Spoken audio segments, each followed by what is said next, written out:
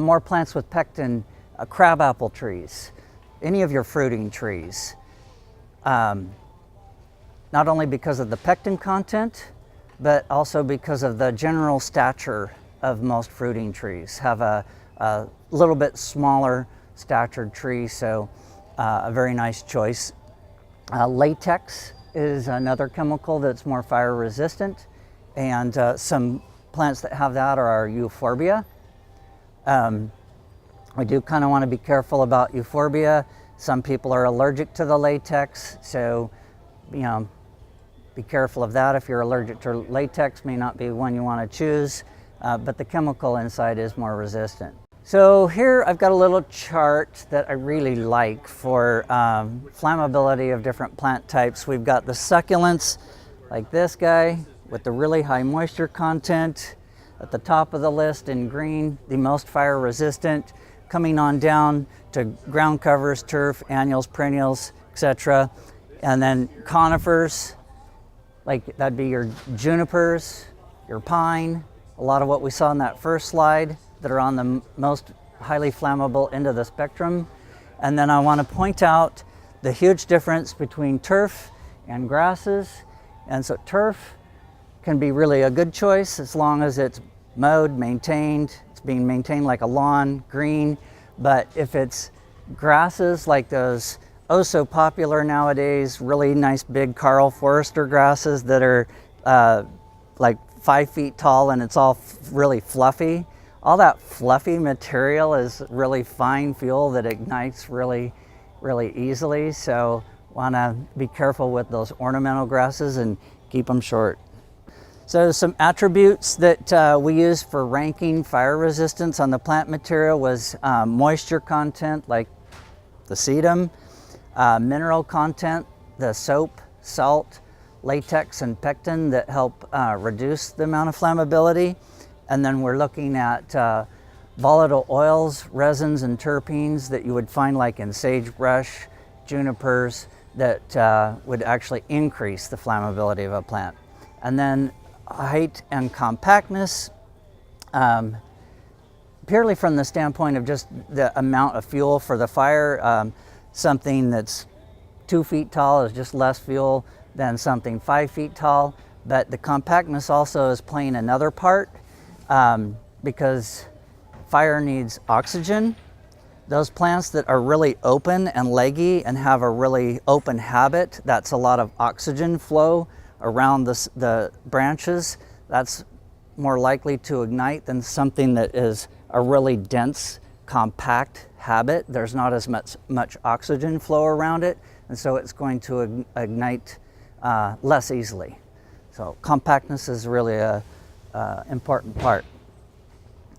So we scored the flammability from 10 to 1, 10 being the most fire resistant, decreasing flammability, and then 1 being the increased flammability, and scored the plants from 10 to 1. For example, a score of 9, say, could be placed 20 feet from the house or further out. Some examples from this database that we created with scoring all of these plants. The Buckley's quill, because of having a high moisture content, gets this score, and a mineral content another score, and it totaled up 9.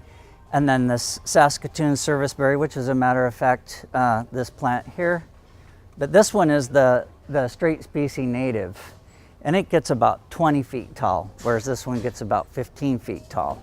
And you'll see here in a second where that plays out. The Buckley quill, because it's got soap content, is so much smaller, we can have it back here closer to the house, but this guy being so much bigger ought to be a little further away. Some common plants that I see that we'd like to see replaced. I've got some alternatives for you to the creeping juniper, to use an autumn amber sumac. The autumn amber sumac is a really low growing carpet-like shrub that only gets about a foot tall and can spread about 15 feet. Russian sage. Russian sage is a really nice drought-tolerant plant that I see being used quite a lot. And yeah, it's pretty and drought-tolerant, but it has oil content. And so the oil content is, what do we know about oil? It's flammable, right? So that lavender, think about those things that we extract botanical oils for to rub on our bodies and all that. That oil is flammable, and we want to avoid them. So Rocky Mountain penstemon does not have that oil, so we'd like to choose that one instead. Sagebrush is another one that has a high oil content, and so we would choose maybe the native saltbush instead. And the salt is more of a resistant kind of material that's in that plant. Remember that conifers were on the more flammable end of the spectrum, but within that group of plants, the western larch is a better choice than, say, your Rocky Mountain or your blue spruce or pine, lodgepole pine, because the western larch has a lower resin content and puts on that brand new flush of needles every year that's higher in moisture and lower in resins. But for sure, kind of a plant that you'd want to keep at a distance, and we just bring it up because we know people do often like their conifers, and if you just really want one bad enough, then maybe consider larch. This was from the Eagle Fire a few years back, and I'm about wrapping up here with Firewise landscaping may be the only defense. It's the best first defense, what you do around your home and the building materials you choose may be the only thing that you have to protect your home. There are not enough fire personnel to be at every door, and they will often pick and choose which ones have created survivable space to be the one that they would defend, and if it's not had any work done to it and does not look safe, it's going to get likely passed by to go after one that looks like they can defend it. This is a shot of the demonstration garden out at the Idaho Botanical Gardens that I manage, and highly encourage you to come visit me out there. We have over 400 species of Firewise plants for people to tour through, take a look at, see how beautiful it really can be. And it's quite the collaborative. If you see all the logos on the bottom there, it's the Botanical Garden, the College of Western Idaho, and BLM, Idaho Firewise. I'm there 5 days a week, Monday through Friday, pretty much general business hours, and I'm happy to tour people through the garden and talk about all these plants and what might be able to be utilized on your property. And as I mentioned, I've grown some out in our greenhouses this winter that I'm happy to share. So come and see me. I will point out one of the brochures that I am so bummed that I forgot to bring it, had a lot of the alternatives in there, but this brochure here has got, I like to think of it maybe as my business card, and it does have my name on it here somewhere. Yeah, right here. My name is in here. So you can find my name through this thing and contact me to come out and take that tour. In summary, fire resistant does not mean fireproof. Any plant can burn. This is based on professional judgment, and it's just meant to serve as a guide, not a guarantee. And that is some websites that you can find some more info at idahofirewise.org.